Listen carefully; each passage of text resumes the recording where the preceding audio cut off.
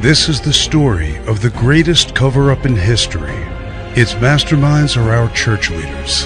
Its target is the American people, and its purpose is to conceal a dark and deadly secret. Because, according to the final chapters of the Bible, Obama will not finish his second term.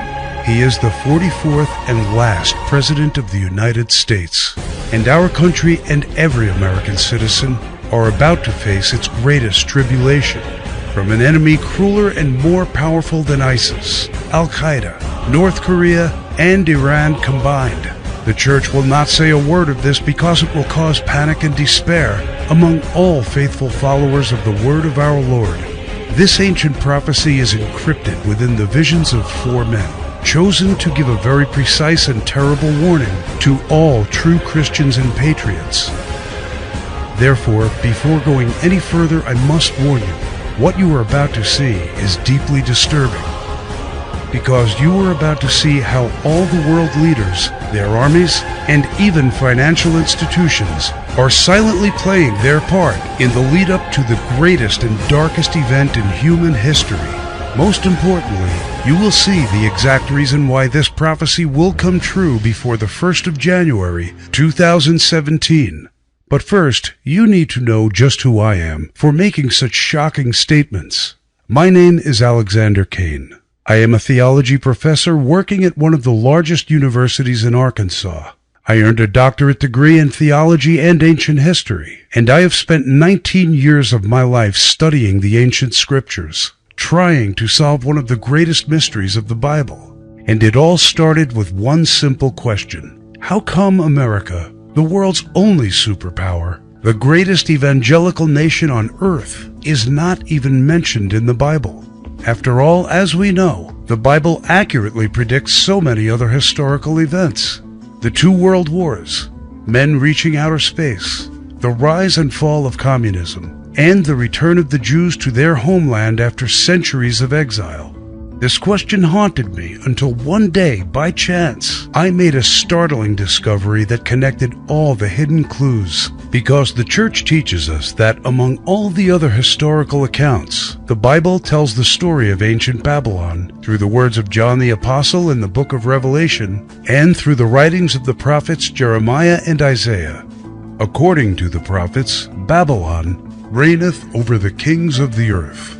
It was a queen among nations, and the lady of kingdoms. It was called the hammer of the whole earth, and it became a center of trade, and the merchants of the earth are waxed rich through the abundance of her delicacies. It was the praise of the entire earth, and an astonishment among the nations. And according to the church, all this happened a long time ago to the ancestors of current-day Iraq. But if this is true, why do the prophets speak of pollution, since there was no pollution in ancient times? Because thou hast destroyed thy land, I have polluted mine inheritance, and given them into thine hand. Babylon will reach space as it mounts up to heaven, and raises its throne above the stars of God. How could an ancient nation reach space when flight was only discovered in the 20th century? Thou art weaned in the multitude of thy counsels. How could Babylon be a democracy weighed down by its huge government when we all know the state of Iraq has never had a real democracy? Babylon is a coastal nation with deep water ports and many rivers. Most of Iraq is a desert and has very limited access to the sea. O that thou dwellest upon many waters, abundant in treasures. The country that can fulfill all these descriptions is obviously not ancient Iraq. The only nation that reached space, has become the world's only superpower, is a democracy with a huge government, a mighty military, pollutes its land, and sits on waters abundant in treasures, is the United States of America in present times. But what else do the prophets say about it? Its beginning was unique and awe-inspiring. The U.S. was the first state to break away from the British Empire. America was created out of the former British colonies, a nation made out of many states just like the prophets foretold. We speak the English language, and we are the descendants of the first British colonies. That is why the prophet Jeremiah describes England like a mother to the U.S.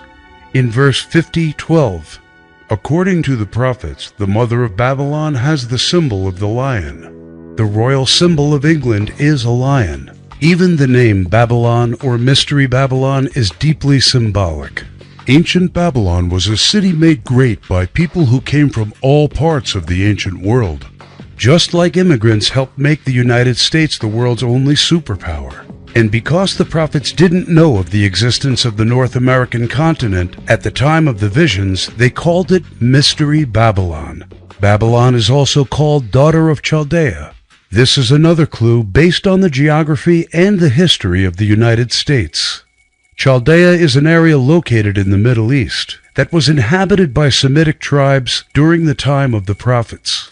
Today, the people of Israel are the most powerful descendants of the family of Semitic tribes, and the U.S. is home to the largest population of Jewish people, just like the prophets foretold. The fact that Jewish people helped the U.S. become the world's only superpower is not secret. 48% of American billionaires are Jewish and have made their wealth in the U.S. contributing to its rise as the world's only superpower. Therefore, the daughter of the Chaldeans is in fact the United States. This is again very, very precise. What about the personification of Babylon in the scriptures as a woman? This clue is one of the most obvious. The scripture says this woman sits atop water, has a golden cup in her right hand, and a crown of 7 rays on her head. And the woman which thou sawest in the great city, which reigneth over the kings of the earth. The United Nations, in theory, reigns over all the kings of the earth and is situated in New York, the great city where you can see the Statue of Liberty, which is the most well-known landmark in the U.S. and the symbol of Babylon the prophets are referring to. So why then are they also calling it the Whore of Babylon? The key to this clue lies in ancient Roman mythology. Libertas in Latin, liberty in English, is the name of the ancient Roman goddess of personal freedom, especially in sexual matters. She was referred to as the mother of harlots by the famous Roman historian and senator Cicero, and she is considered the matron goddess of prostitution. This means that the Statue of Liberty is actually a statue of a pagan goddess of sexual freedom and prostitution. Therefore, it's no coincidence that the U.S. provides 65% of pornographic movies and adult entertainment to the world and is the country where sexual liberation originated from. It's just like the Bible said, "Thou art given to pleasures, for all nations have drunk of the wine of the wrath of her fornication." It was written that at the end times, Babylon turns upon its heritage and destroys all the principles that made this country great. Because ye were glad, because ye rejoiced, O ye destroyers of thy heritage, because ye are grown fat as the heifer at grass. Our recent administrations have greatly expanded in size. Ye are grown fat, and have instated laws that limit our constitutional freedoms and destroy the capital bases that made this country great. Just think of the Patriot Act, food stamps, and other entitlements. Going on undeclared wars, civil forfeiture, and the list goes on and on. The prophets warn of many other sins of Babylon, for her sins have reached unto heaven, and God hath remembered her iniquities. For thy merchants were the great men of the earth, for by the sorceries were all nations deceived. Stand now with thy enchantments, and with the multitude of thy sorceries. If so be, thou shalt be able to profit. If so be, thou mayest prevail. This clue is also straightforward. Babylon's merchants become great by deceiving all the nations of the earth. Their prophets made them prevail.